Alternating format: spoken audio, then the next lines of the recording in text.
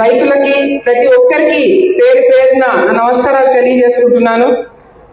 ఈరోజు మనమందరం కూడా ఇక్కడ కలవడానికి ముఖ్య ఉద్దేశము, కూటమి ప్రభుత్వం వచ్చిన ఈ 2 సంవత్సరాల్లో ఏ నియోజకవర్గంలో ఎంతవరకు మనం పనులు చేసుకోగలిగినాం, వచ్చే 2 సంవత్సరాలు 3 సంవత్సరాల్లో ఇంకా ఏమేం పనులు చేయబోతున్నాం, వచ్చే 3 సంవత్సరాలే కాదు వచ్చే 30 సంవత్సరాలకు కూడా చంద్రబాబు నాయుడు గారు ఏ కార్యక్రమాలు చేయాలని ముందుగానే ఆలోచించుకొని పెట్టుకున్న సంగతి మనం అందరికీ తెలిసిందే. ఈరోజు వచ్చే రోజుల్లో వచ్చే తరాలకి ఏం చేయాలని చెప్పి ఒక పక్కన మేము ఆలోచిస్తున్నాం. కానీ వచ్చే తరాలు అసలు ఉండకూడదని చెప్పి ఈరోజు వైసీపీ నాయకులు రౌడీలు ఏ విధంగా ఆలోచన చేస్తున్నారో మనం అందరం కూడా చూస్తున్నాం.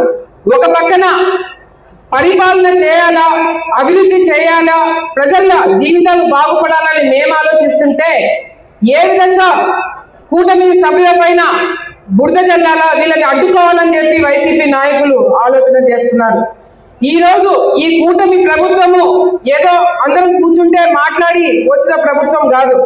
దీని వెనకాల ఎంతో మంది త్యాగం ఉంది, ఎంతో మంది కృషి ఉంది, ఎంతో మంది కార్యకర్తలు కష్టం ఉందనే సంగతి మనం అందరం కూడా గుర్తుపెట్టుకోవాలా.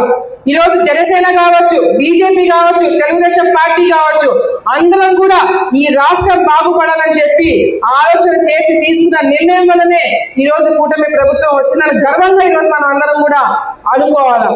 ఈరోజు అన్ని నియోజకవర్గాల్లో ఏమేమి కార్యక్రమాలు చేస్తారో అందరూ కూడా చెప్పడం జరిగింది. ఈరోజు వైసీపీ నాయకులు జిల్లా మీటింగ్లు పెడుతున్నారు. ఈరోజు వైసీపీ నాయకులు నియోజకవర్గంలో మీటింగ్లు పెట్టుకొని వాళ్ళు మాట్లాడే మాటలు చూస్తుంటే నిజంగానే వాళ్ళకి సమాధానం ఏం చెప్పాల్సిన అవసరం లేదు. ఇందాక వచ్చినారు రైతులు మాట్లాడినారు, మహిళలు మాట్లాడినారు, ఎంతో మంది విద్యార్థులు మాట్లాడినారు, డిఎస్సికి సంబంధించిన వాళ్ళు మాట్లాడినారు. అందరూ కూడా మాట్లాడి ఏ విధంగా మాకు లబ్ధి జరిగిందని వాళ్ళ మాటల్లోనే ఈరోజు వైసీపీ నాయకులకు సమాధానం చెప్పడం జరిగింది.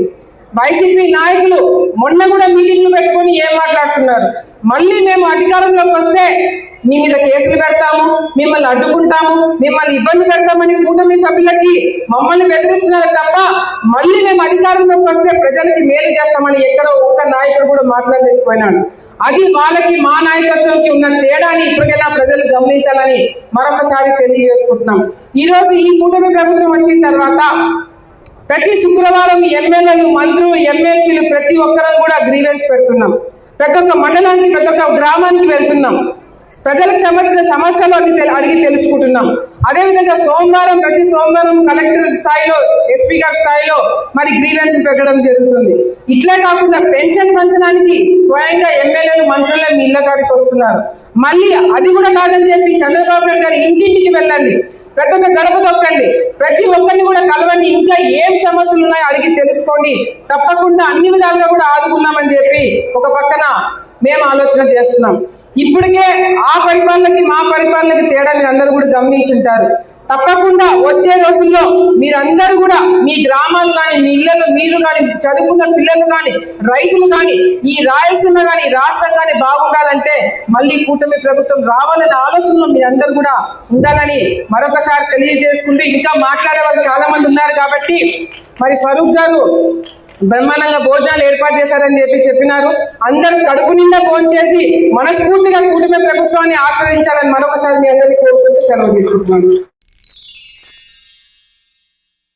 ఎంజే హాస్పిటల్ నంద్యాల పట్టణంలో అత్యాధునిక సదుపాయాలతో నిష్ణాతులైన వైద్యులచే అందరికీ అందుబాటులో అతి తక్కువ ఖర్చుతో వైద్యం అందిస్తోంది MJ hospital. Doctor Jasmine Sultana, MBBS, MS, DGO, LSS laparoscopy, Netherlands, obstetrician and gynaecologist, గర్భిణీ మరియు స్త్రీ వ్యాధి నిపుణులచే హై రిస్క్ ప్రెగ్నెన్సీ, సాధారణ కాన్పులు, సిజేరియన్, ఫ్యామిలీ ప్లానింగ్ ఆపరేషన్, గర్భసంచి ఆపరేషన్, లాప్రోస్కోపీ ద్వారా ఆపరేషన్లు, సంతాన సాఫల్యం కొరకు చికిత్స చేయబడును.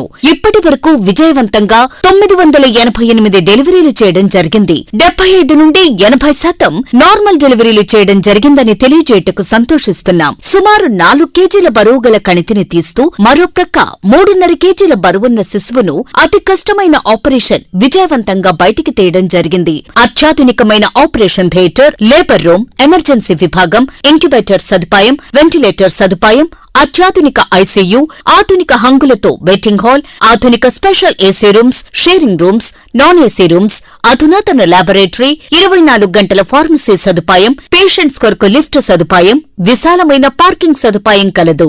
చిన్నపిల్లల వైద్య నిపుణులు, లాప్రోస్కోపిక్ విభాగం మరియు అత్యవసర సేవలు అందించబడును. వివరాలకు సంప్రదించండి. MJ hospital, Sanjeev Nagar, Nandyal. Phone numbers 9063078981, 08514359702.